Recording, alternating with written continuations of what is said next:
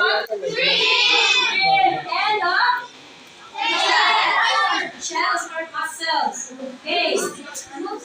What are the body structures of these animals that help them to adapt to water? What are their different body structures that makes them adapt to their environment or habitat? Yes, Isabel.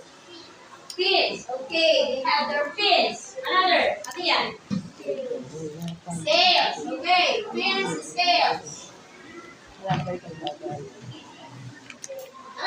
Red. Gills. Okay, that's correct. How about the shrimp?